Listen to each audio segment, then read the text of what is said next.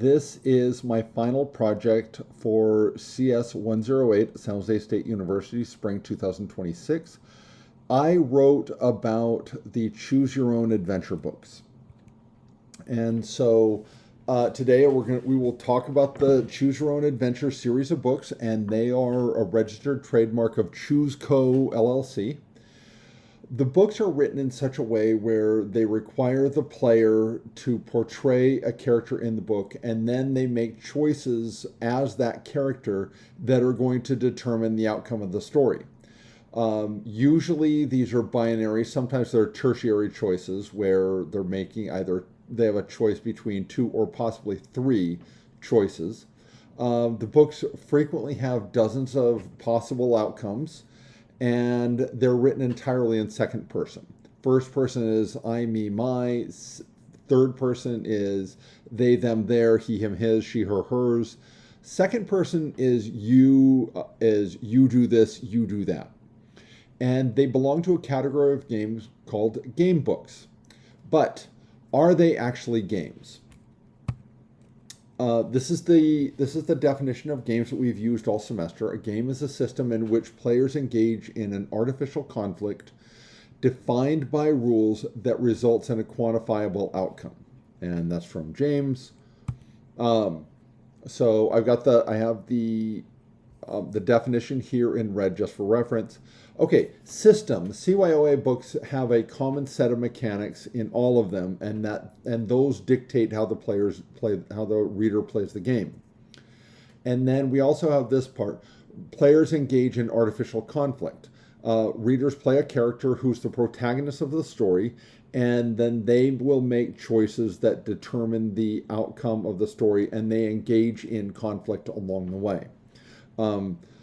This particular series does not have a quantifiable outcome. Others have like a scorekeeping and hit points and stuff like that. This one doesn't. This series doesn't, but I'm trying to keep this small. So game books are games where play choices affect the outcome of the game. And other vendors and other mechanics, but for what we're discussing today, we're going to stick with the Choose Your Own Adventure series. Here we have an example of choices that the players can make. We have text up top. You've had enough adventure for now. Travel to another planet in a different galaxy sounds like more risk than you wish to take. Da da da da da. Then we get down to the bottom. If you decide to become an underwater farmer, turn to page 101. If you decide to become a musician, turn to page 103. So these are the types of choices that the players can make. So the audience. The books were written to appeal to adolescent readers. And as such, they have a Lexile level of around 680, which applies loosely to 4th through 7th grade students. They may appeal to students who are not the strongest readers, or who are maybe reluctant readers at best. And but they also have the unique mechanics of the game. Is the unique aspect of the CYOA games is the player's engagement with the story and the challenge. The story structure and game mechanics serve as a scaffold for students who maybe are not the strongest readers. They play the game without really realizing they're engaging in literacy as well. And this leads to improved academic performance and outcomes. And so let's have a look at the structure of the CYOA books. So I've got this link to some analysis of Journey Under the Sea. And we can see here that you start on page 2, and then you can go to either 4 or 6. Let's say you go to 6, then you go to 7, and then you can go to 10 or 12. Let's say you chose to go to 12. You can either go to page 20, which has a negative outcome, or you can go to page 22, and that has a deadly outcome, and that's where the game ends. We can see that there are no further arrows after that. And so we can see that we have a whole bunch of different choices. Orange and yellow are orange is kind of a negative outcome, yellow is a neutral outcome, red is a fatal outcome. And then the sky blue boxes, those are positive outcomes. And we can see that given the number of possible endings of 42, less than 10 of them are positive. You get about 10 that are neutral, and then 10 that are lethal, and then we've got about 22, or we have 32 that are negative, or 22 that are negative.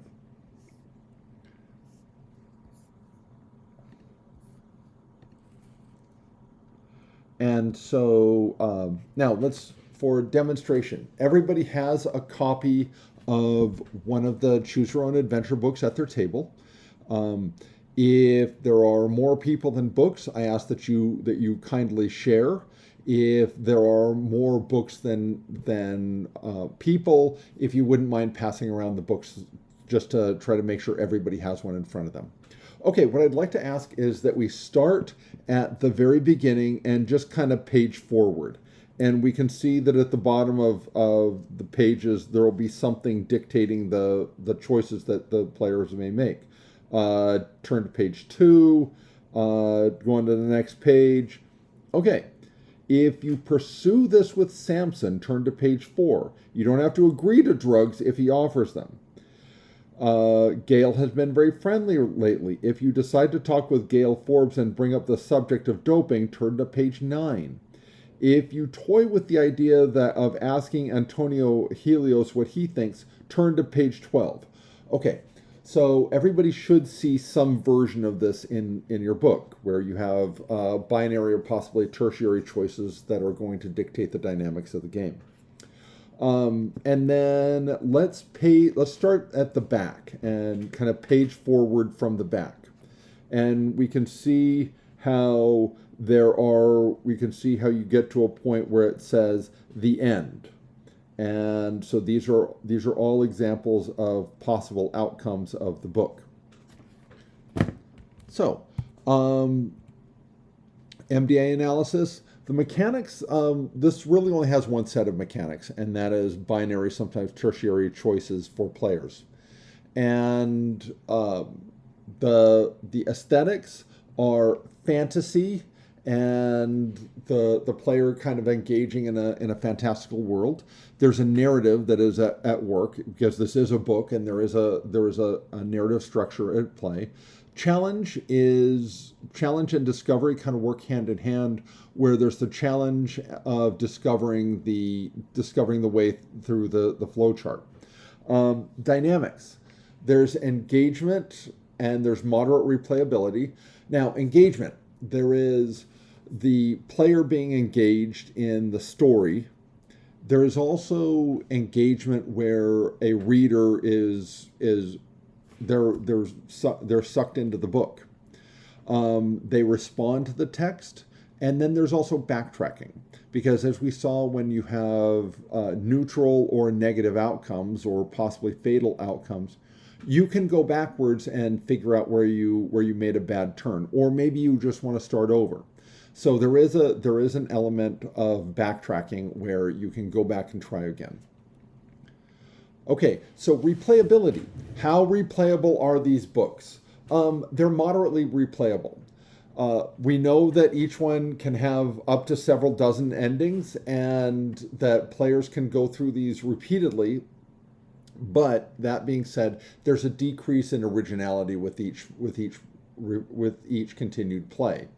The more the player has read, the less surprise and the less originality exists in subsequent plays.